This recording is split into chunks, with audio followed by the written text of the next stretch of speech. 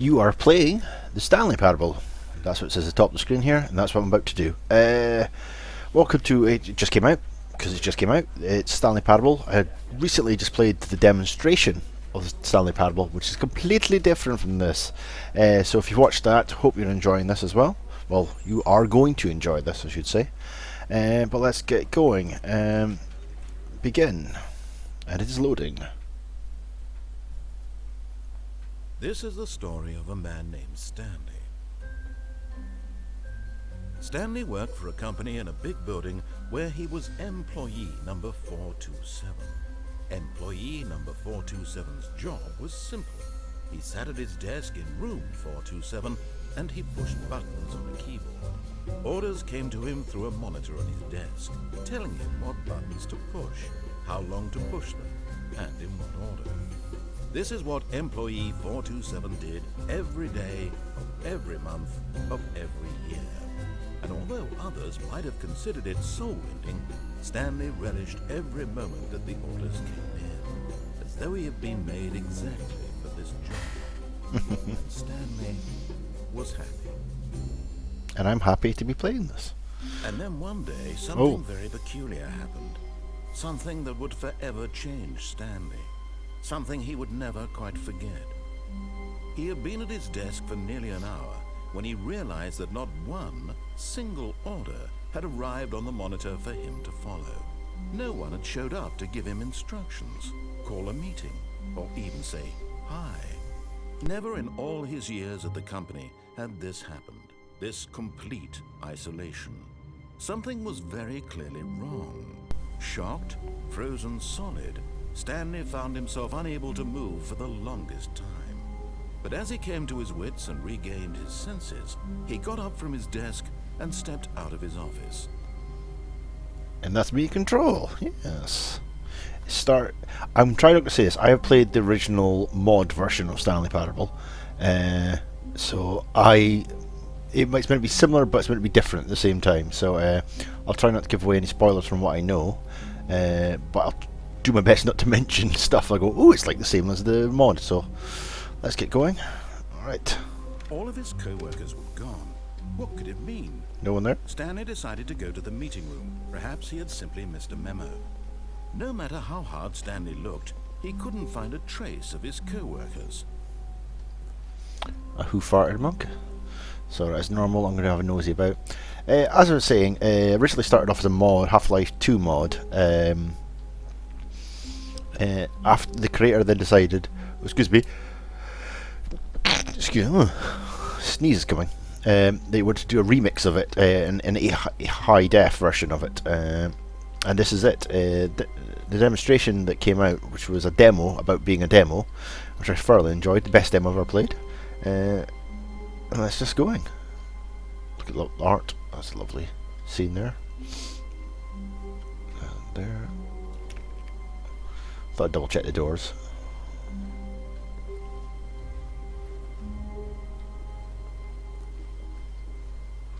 Right. Definitely no one about. Let's have a look at this. Okay. Oh, someone's definitely dropped the coffee there. Some ladders. Oh, they're doing some work in the ceiling. Okay. I think it's pointless to be checking these doors, really, but... When Stanley came to a set of 2 open doors, he entered the door on his left. Okay, I can either listen to the voiceover man or not listen to the voiceover man. So, everyone remember, I listened to the voiceover man and went left.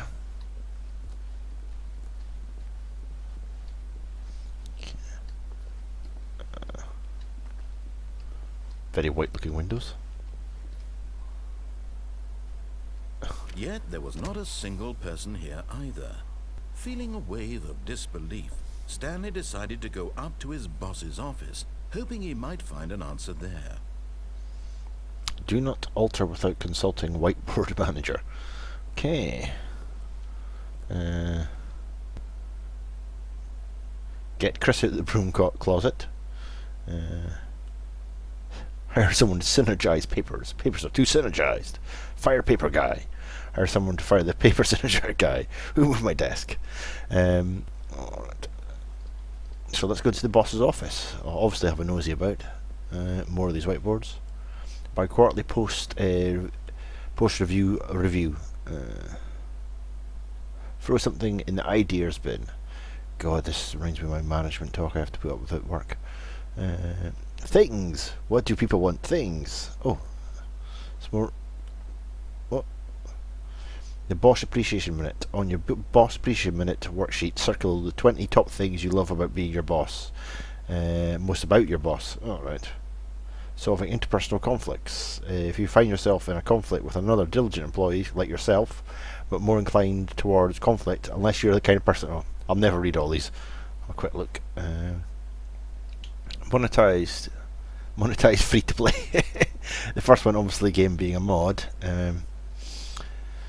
was free. I know the amount of people complaining on. Oh, the broom closet. Stanley stepped into the broom closet, but there was nothing here, so he turned around and got back on track. Not really. I'm just going to have a look about. No. Yeah, people complaining. There was nothing here. No choice to make, no path to follow. Just an empty broom closet. Right. No reason to still be here. Coming to a staircase, Stanley walked upstairs to his boss's office. Again, I'm just listening to the voiceover. There's a lot of choices in this game. As I was saying, people were complaining because it was originally it was a mod the guy made for free. The game should be free, which is ridiculous. $7.99 in UK pounds is a fantastic price for this. Haven't played it all the way through so far, but I presume it will be good. I can't go in the executive bathroom. Boo. Right, some chairs. More me nosing about. Alright, nothing there. Apart from me being stuck behind a desk. Can I go? Right, let's go to the boss's office. Looks looking lovely. That's a high ceiling. Stepping into his manager's office, Stanley was once again stunned to discover not an indication of any human life. Shocked, unraveled, Stanley wondered in disbelief who orchestrated this. What dark secret was being held from him? What he could not have known was that the keypad behind the boss's desk guarded the terrible truth that his boss had been keeping from him. And so the boss had assigned it an extra secret PIN number. 2845. Okay. Of course, Stanley couldn't possibly have known this. Okay, but I do know that. 2845. Yet incredibly, by simply pushing random buttons on the keypad, Stanley happened to input the correct code. I'm a genius.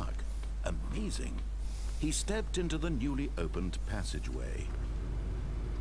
Okay.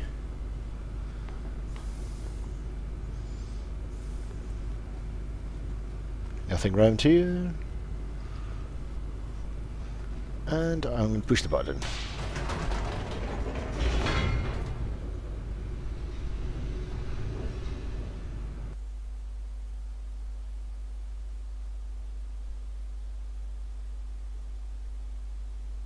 Descending deeper into the building, Stanley realized he felt a bit peculiar. It was a stirring of emotion in his chest, as though he felt more free to think for himself, to question the nature of his job. Why did he feel this now, when for years it had never occurred to him? This question would not go unanswered for long. Okay, we get an answer. Alright. Down here. Stanley walked straight ahead through the large door that read Mind Control Facility. Escape mind control. I'm doing what the narrator tells me to do. I will be playing through this more than once. That I think the main thing about this game is you do multiple runs of the game to get different objectives more than anything else. But this is run 1. The lights rose on an enormous room packed with television screens. What horrible secret did this place hold? Stanley thought to himself. Did he have the strength to find out? Okay. That is a giant television screen. Alright. Nothing interesting here. There is another button with a big camera, but everyone... Now the monitors jumped to life, their true nature revealed. Each bore the number of an employee in the building, Stanley's co-workers. The lives of so many individuals reduced to images on a screen, and Stanley, one of them, eternally monitored in this place where freedom meant nothing. Okay, we are being kept an eye on. This certainly is more impressive than the mod, I'll definitely say that. I should have actually looked at my number. It was 427? Yes. Directly in front of me in the middle of the screen. There we are. There's my office. Alright. So. This mind control facility, it was too horrible to believe. It couldn't be true. Had Stanley really been under someone's control all this time? Was this the only reason he was happy with his boring job? That his emotions had been manipulated to accept it blindly? Okay. No. He refused to believe it. Going up. He couldn't accept it. His own life in someone else's control? Never. It was unthinkable. Wasn't it? Was it even possible? Had he truly spent his entire life utterly blind to the world? But here was the proof. The heart of the operation. Controls labeled with emotions. Happy, or sad, or content. Walking, eating, working. All of it monitored and commanded from this very place.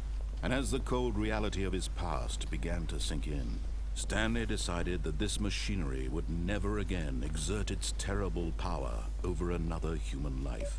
For he would dismantle the controls once and for all. Yes, you do it, Stanley. Look at all these buttons to press. No, I can't press that one. Okay. As normal, I'm going to have a look about and see if there's anything else I can interact with.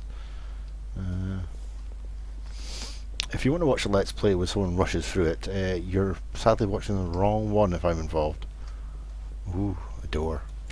Oh, it's closed, boo. Offline.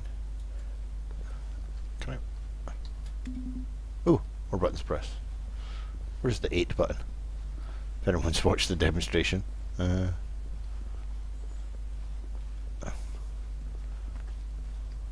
of me wants to go in here. It's a fancy looking room. Alright, let's keep going.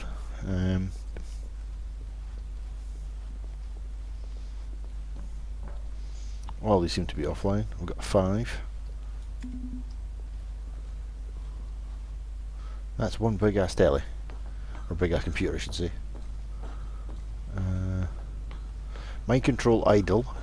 Awaiting. And when at last he found the source of the room's power, he knew it was his duty, his obligation, to put an end to this horrible place and to everything it stood for. Okay, so I've just pitched the off button.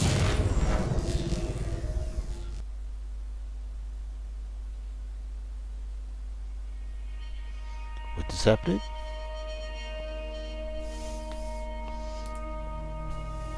Blackness and a rising chill of uncertainty. Was it over? Yes. He had won. We are winners. The machine, unshackled himself from someone else's command. Freedom was mere moments away. And yet, even as the immense door slowly opened, Stanley reflected on how many puzzles still lay unsolved. Where had his co-workers gone? How had he been freed from the machine's grasp? What other mysteries did this strange building hold? But as sunlight streamed into the chamber, he realized none of this mattered to him. For it was not knowledge or even power that he had been seeking, but happiness. Perhaps his goal had not been to understand, but to let go. No longer would anyone tell him where to go, what to do, or how to feel. Whatever life he lives, it will be his. And that was all he needed to Oh, it's so beautiful. It was perhaps the only thing worth knowing. Stanley stepped through the open door. Stanley felt the cool breeze upon his skin, the feeling of liberation, the immense possibility of the new path before him. This was exactly the way, right now, that things were meant to happen. And Stanley was happy. Oh, Stanley's happy and he's escaped. We've beat the game. That's the Stanley Parable. You can see why I was so excited about it. Or you might have only seen part of the story. So that's how the one way the story could go. Let's see how it goes another way. All of his co-workers were gone. Oh, I've heard this before. What did it mean? Stanley decided to go to the meeting room. Perhaps he had simply missed a memo. Yeah, that's it. We missed a memo, and that's why everyone has gone. Let's keep on powering forward. Oh. When Stanley came to a set of 2 open doors, he entered the door on his left. We went left last time. Let's go right. This was not the correct way to the meeting room, and Stanley knew it perfectly well. Perhaps he wanted to stop by the employee lounge first, just to admire it. I do love a good employee lounge. There we are. Ah, yes, truly a room worth admiring. It had really been worth the detour after all, just to spend a few moments here in this immaculate, beautifully constructed room.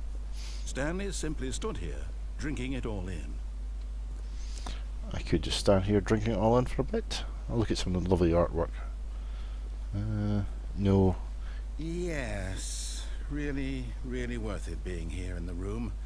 A room so utterly captivating that even though all your co-workers have mysteriously vanished, here you sit looking at these chairs and some paintings.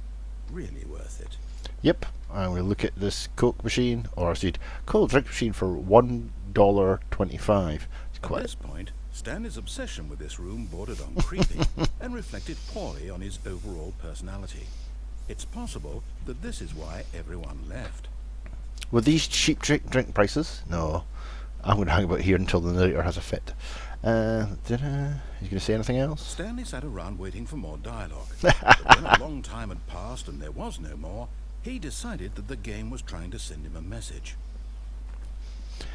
As you can see, this is what the Stanley Parable really is about infinite choices and basically storytelling and how you interact with the narrator and the possible endings that you could get as well. He'd had enough of the amazing room, yeah, and took the first open door on his left to get back to business.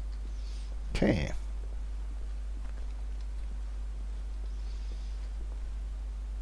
Will I go left? Oh, yes, let's go left. Let's go left. And so he detoured through the maintenance section, walked straight ahead to the opposite door, and got back on track. Oh, we go back to where we're doing that playthrough, but we're not going to do that. Let's double back on ourselves.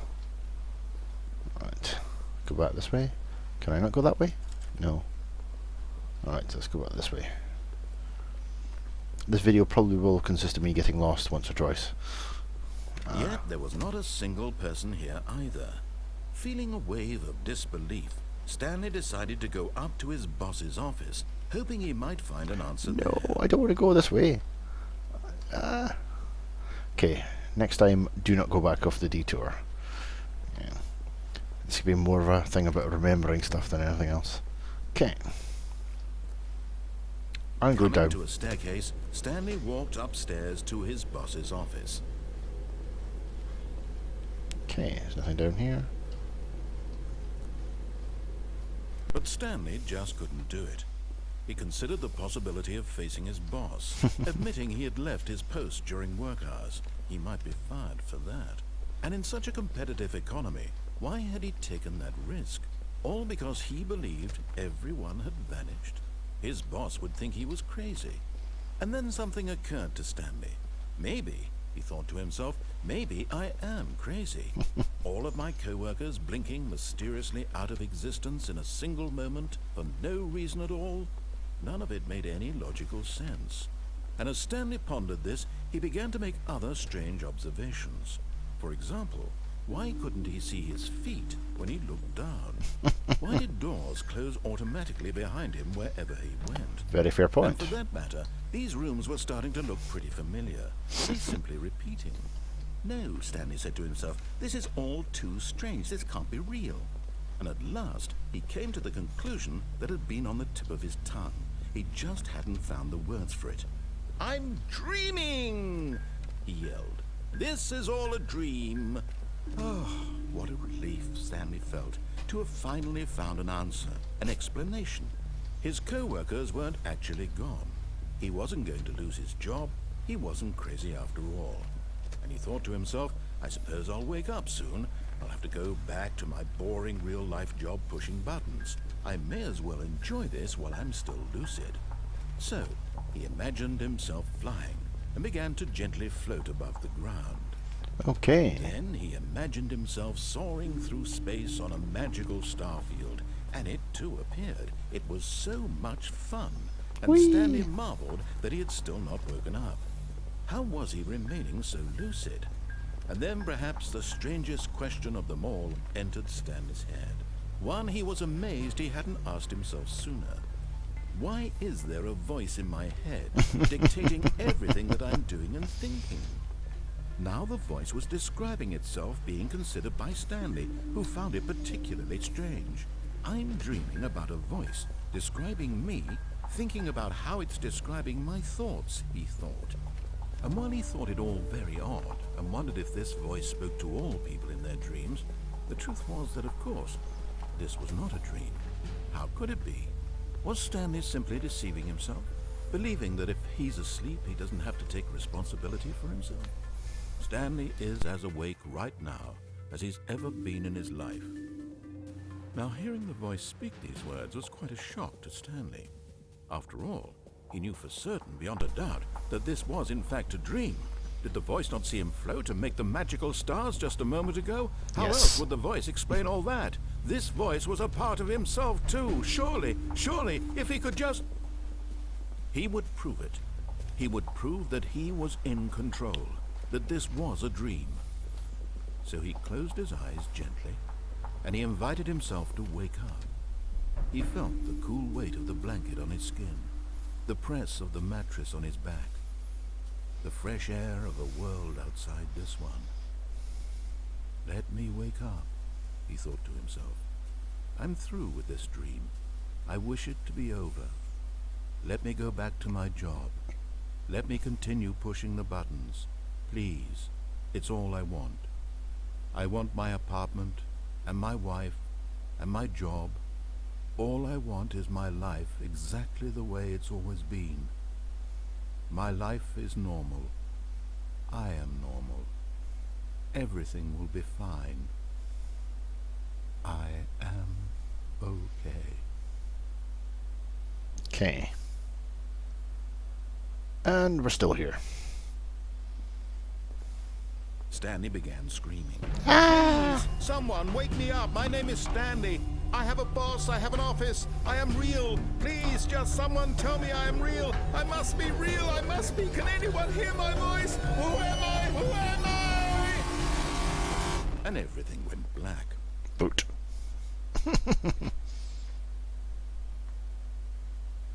This is the story of a woman named Mariella. Of course. Mariella woke up on a day like any other. She arose, got dressed, gathered her belongings, and walked to her place of work. But on this particular day, her walk was interrupted by the body of a man who had stumbled through town talking and screaming to himself, and then collapsed dead on the sidewalk. And although she would soon turn to go call for an ambulance, for just a few brief moments, she considered the strange man. He was obviously crazy. This much she knew. Everyone knows what crazy people look like. And in that moment, she thought to herself how lucky she was to be normal. I am sane. I am in control of my mind. I know what is real and what isn't. It was comforting to think this, and in a certain way, seeing this man made her feel better. But then she remembered the meeting she had scheduled for that day. The very important people whose impressions of her would affect her career, and by extension, the rest of her life. She had no time for this, so it was only a moment that she stood there, staring down at the body. Poor Stanley. And then she turned and ran. Ungrateful lady. Oh. That didn't end it well for Stanley. So that's 2 of the endings so far. Thank you very much for watching. I'm going to continue playing this, and we'll see how many endings we can find. I've got a sneaky suspicion we'll play through this. We'll find as many as I can, and then might be a follow-up episode later on where someone finds some extra bits and bobs, which I might go back to. But as always, if you enjoy the video, give it a like. Any comments also appreciated, and if you want to see more of my stuff, subscribe. But thank you, and as always, good night, and welcome back. Come back for some more of the Stanley Parable. Alright, cheers then. Bye.